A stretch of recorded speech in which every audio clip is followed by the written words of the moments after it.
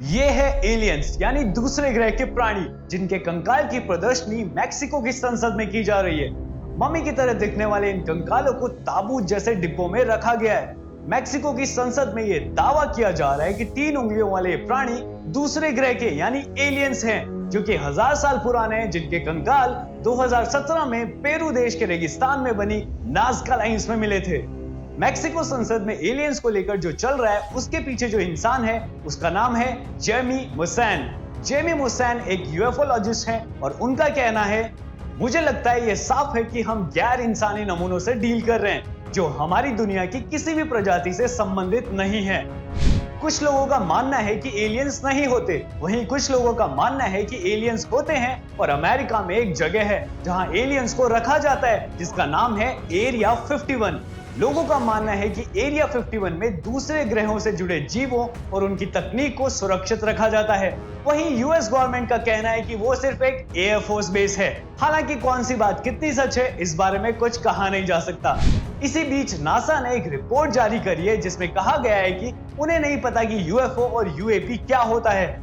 NASA को अगर UFO और यूएपी के बारे में कुछ नहीं पता तो अचानक दुनिया का पहला डायरेक्टर ऑफ यूएपी रिसर्च यानी एलियन स्पेसशिप्स की रिसर्च करने के लिए एक स्पेशल पोस्ट क्यों बना दी, और उस पर पहला आदमी जो अपॉइंट हुआ वो भी सीधा 25 इयर्स एट पेंटागन के एक्सपीरियंस वाले मार्क मैकनर्नी। नासा चाहे ना माने एलियन स्पेसशिप क्या होती है, भारत के इतिहास में बहुत से ऐसे रहस्य छुपे हैं जो यूएफओ और एलियंस के होने का इशारा करते हैं। हजारों साल पहले जब दुनिया जमीन और पानी पर चलना सीख रही थी, तभी हमारे पूर्वज ऐसे विमान उड़ाने की तैयारी कर रहे थे जो इंटरगैलेक्टिक यानी एक आकाशगंगा से दूसरी में जा सकते हो।